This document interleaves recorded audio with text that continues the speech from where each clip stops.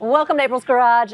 Newsflash, car dependability is down at the lowest it's been in 15 years. What is the deal? There's a lot going on. Well, the deal is, no shit, Sherlock. So who's saying this? That's right. CarBuzz is listing reasons why they're at the lowest they have been in the past 15 years. And a lot of it is the electrical issues and all the computer upgrades they have and downloads and anything to do with computers is pretty much failing. So that's at the top of their list. Do they list all the reasons why? Because that's one of them, I feel like. Right. They were saying one of the biggest ones is the Apple Play and Android Play. Oh, so like reported issues per car has gone up quite a bit, I feel like, just because of infotainment bugs, which is kind of not fair because a lot of times like an easy software update that's over the air fixes it. It's not really having to go into the dealership to fix a problem.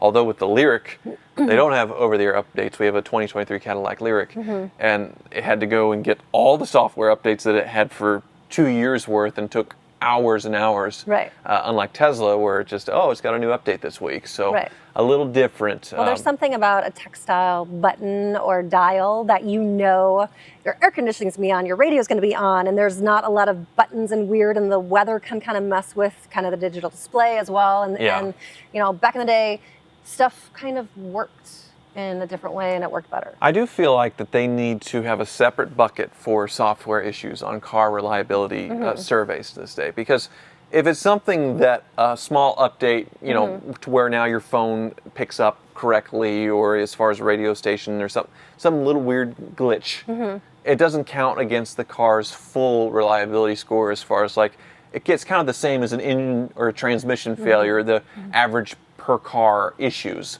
on a lot of these like Consumer Reports and how they determine what is a reliable car or not. Sure. Well, there are a lot of mechanical issues that are better now. Paint doesn't rust as easy now. And like there's all of those things where technologically, is that a word? Technologically, we're failing right now. But are we in the newer stage still of these LED display screens and all that stuff where we're trying to figure it out? Is it still a test period? It's a big problem. It's always going to be a problem, just like our phones and computers needing updates. And when they do a new update on your phone, there's something weird wrong with it, they have to fix it immediately. It's going to be a thing for the rest of our lives. As long as the engines, transmissions, major electronics aren't exploding, some fatal flaw with something or other, that's what unreliability used to be. Right, and now there's plenty of that now nowadays. They're inconveniences, modern day inconveniences, which I understand why you're saying it should be in a different bucket, because you can still get from A to B, which is the point of the car, but you might just not be able to rock out to one of your favorite songs.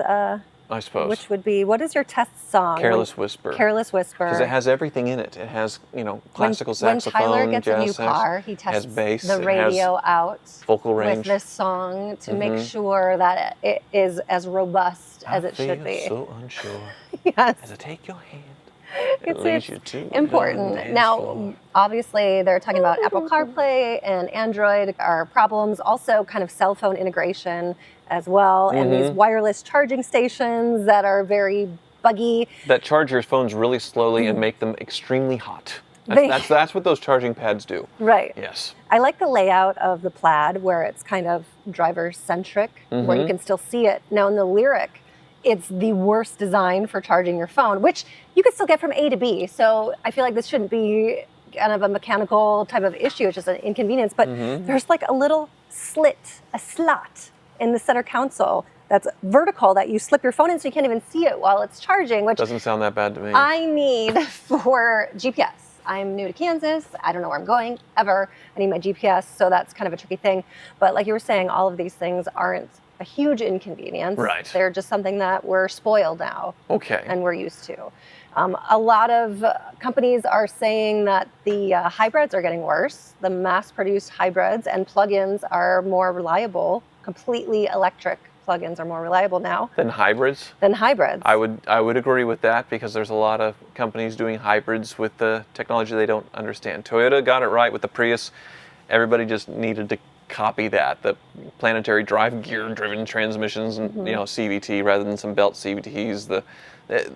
There's a lot of people trying to reinvent the wheel with that, and well, the hybrid had its moment, its star power maybe like a year or two ago, where it was more efficient and cost less than to make an EV because EVs cost so much to mine all the rocks and everything for it. You still have the lithium-ion batteries in them, a right, lot of them. But so with the hybrids, not as big. Not as big, not as much. So it costs less to make a hybrid, and then your outcome for what you're actually spending on the car over time, the hybrid beat out the electric car. So everyone's jumping on the hybrid train of saying that's the most efficient car for your money. And now there's a problem with it because EVs are apparently more reliable, which is shocking to say that EV is reliable.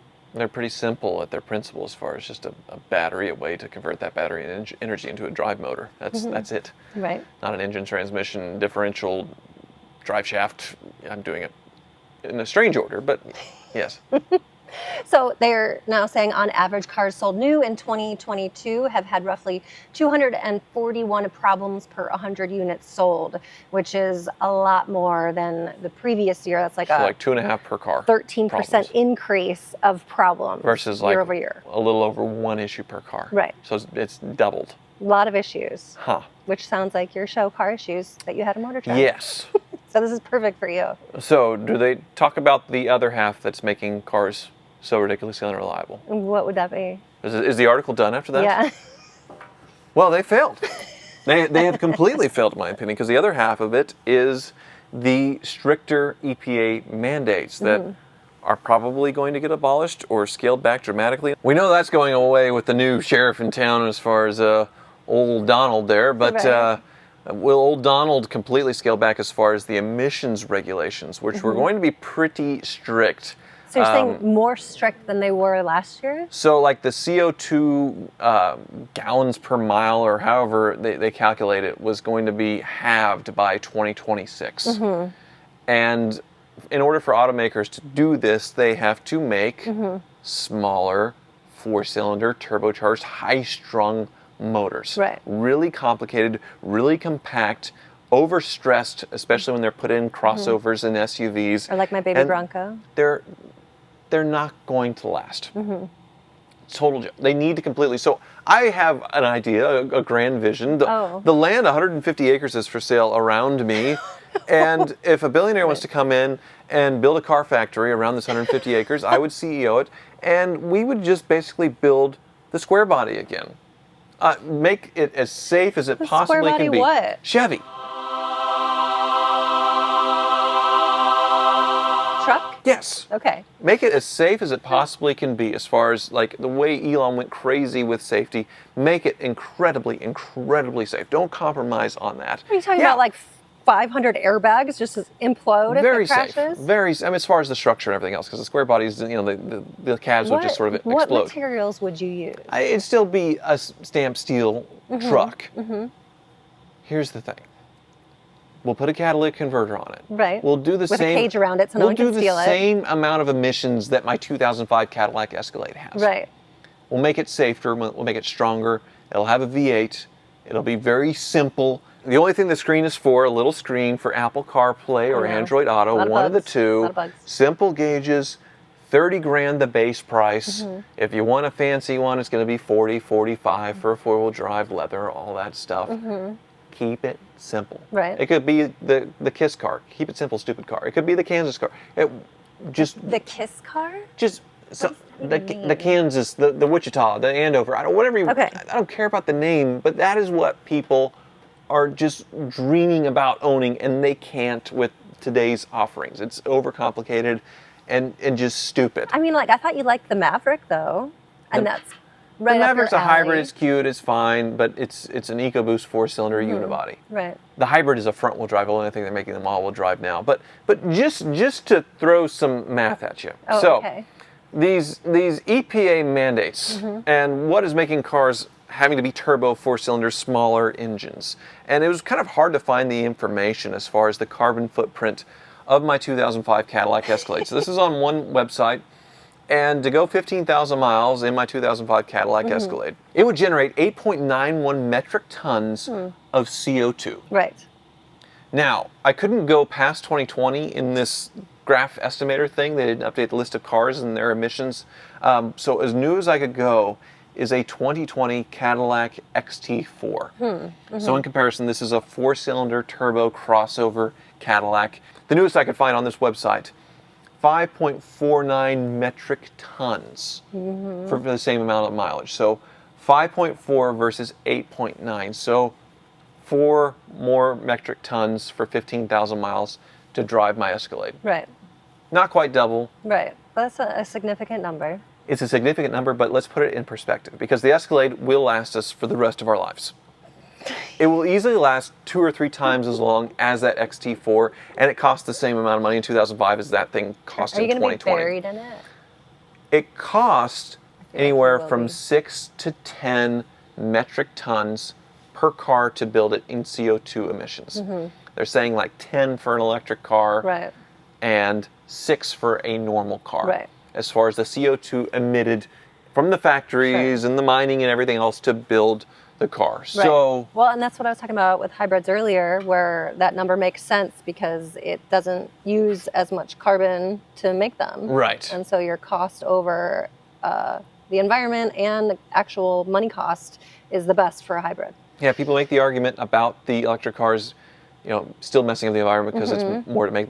Over time, obviously, electric car Right, would but do if better. they last over time, and then you also have to replace the battery, and then you're back to square one. I don't think it's as crazy as people were blowing them up to be. Right. But still, if this Escalade lasts as long as 3 of those XT4s, then the number as far as the carbon emissions, it starts to catch up. Right. It starts to catch up. So you're thinking, well, still, it's 4 tons over, say, 15,000 miles is a lot of driving, but normal driving for some people, at least out here in Kansas where everything's sort of spread out. Right. Well, a cow. One cow can produce between 4,900 and 6,000 kilograms of carbon dioxide. So 4 to 6 tons. One cow out its hind end is the difference between the XT4 and my Cadillac Escalade. One cow. Really? One cow. No way. Kilograms. Kilograms to metric tons is 1,000. Okay. So you just take, yes. So maybe you should just ride a cow. A cow would be worse than my Escalade for 15,000 miles. Would be. This is So that is what the government and all these EPA mandates are fighting for. And another example to give you, a flight from New York to LA, 700 kilograms of CO2 per passenger, so like 0.7 per passenger. 0.7 metric tons Okay, per so passenger. this is where the energy needs to be with cargo ships and airplanes, and we need to figure that out because So cows, planes, ships, all that stuff. Right. The thing is, with planes, there's incentive to build planes to be more efficient, to Right. use less fuel and then burn less CO2, because the more efficient the plane is, the more profitable it is for the airline. Sure. With automakers, the more fuel efficient it is, the better it is for the consumer to a point to where they would want to buy the car because it's fuel efficient. But now, because it's being forced on us by the government, the cars are getting engineered so complicated to try and catch up with these increasingly strict mandates that the cars are infinitely more complicated, infinitely more expensive too, just crazy expensive now to meet these mandates, that it makes no sense. Right. It makes absolutely no sense. Right. So what is your solution? What is the solution? Get rid of the mandates, other than, it has to have a catalytic converter. I mean, you go back to like when I was a kid growing up in the 80s, 90s, early 2000s, I would go to California to visit my grandparents, and you could see the smog, you could see the haze. Bad, It was gross. It's still pretty bad out there. But Not it's much. way better. Right. As soon as all those 60s, 70s, 80s cars were dead and off the road for the most part, and what we have with emissions from 90s, 2000s cars, Right. it got way better. Right.